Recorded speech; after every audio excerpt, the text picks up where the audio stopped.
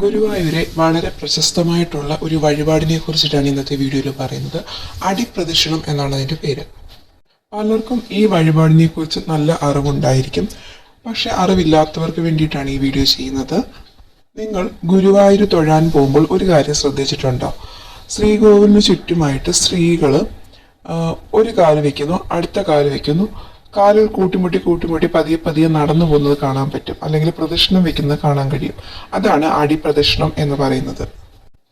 വളരെ പ്രധാനപ്പെട്ട ഒരു വഴിപാടാണിത്. ഏതൊരു കാര്യസിദ്ധിക്കും വളരെ സുപ്രധാനമാണ്. ഇതിനൊരു കണക്കുണ്ട്. ഒന്നുകിൽ 4 പ്രദക്ഷിണം ചെയ്യുക, അതല്ലെങ്കിൽ 7 പ്രദക്ഷിണം, അതല്ലെങ്കിൽ 21 എന്നുള്ളതാണ് കണക്ക്. 21 പ്രദക്ഷിണം ചെയ്ത് കഴിഞ്ഞാൽ 3 തലമുറകളുടെ പാപം മാറും എന്നാണ് വിശ്വാസം. വെറുതെ പ്രദക്ഷിണം നടത്തിയാൽ പോരാ, ഇങ്ങനെ പ്രദക്ഷിണം ചെയ്യുന്നതിനോടൊപ്പം തന്നെ ഹരിരാമയോ അല്ലെങ്കിൽ നാരായണ അങ്ങനത്തെ നാമങ്ങളൊക്കെ ജപിച്ചുകൊണ്ട് ചെയ്യുന്നതാണ് ഏറ്റവും നല്ലത്. ഭഗവാനെ അകത്ത് കയറി കണ്ട് തൊഴുതു വന്ന ശേഷമൊക്കെ നമുക്കിത് ചെയ്യാവുന്നതാണ്. 21 വട്ടം പരമാവധി ചെയ്യാൻ ശ്രമിക്കുക. ആദ്യം ഒരു കാല് വെക്കുക, എന്നിട്ട് ആ കാലിന്റെ തള്ളവിരലിനോട് മുട്ടുന്ന രീതിയിൽ അടുത്ത കാലിന്റെ ഉപ്പൂറ്റി വെക്കുക. ആ രീതിയിൽ നമ്മൾ അടിക്കണക്ക് എങ്ങനെയാണോ മെഷർ ചെയ്യുന്നത് ആ രീതിയിൽ കാലുകൾ മുട്ടിച്ച് നടന്നു പോവുക.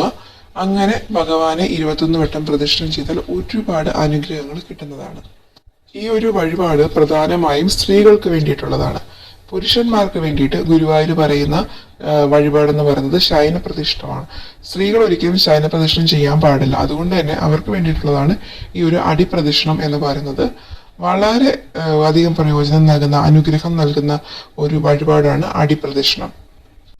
എന്തെങ്കിലും ഒരു കാര്യസാധ്യത്തിന് വേണ്ടിയിട്ട് വീട്ടിൽ വിളക്കെത്തിച്ച് പ്രാർത്ഥിച്ച ശേഷം അടിപ്രദക്ഷിണം ചെയ്തേക്കാമെന്ന് നേർച്ച പറയാം. അതല്ലെങ്കിൽ ഗുരുവായൂർ അമ്പലത്തിൽ പോയി തൊഴുത ശേഷം പ്രത്യേകിച്ച് നേർച്ചയൊന്നും ഇല്ലെങ്കിൽ തന്നെയും നമുക്കത് വെറുതെ ചെയ്യുന്നതിന് വളരെയധികം പുണ്യമായിട്ടുള്ള ഒരു കർമ്മമാണ്.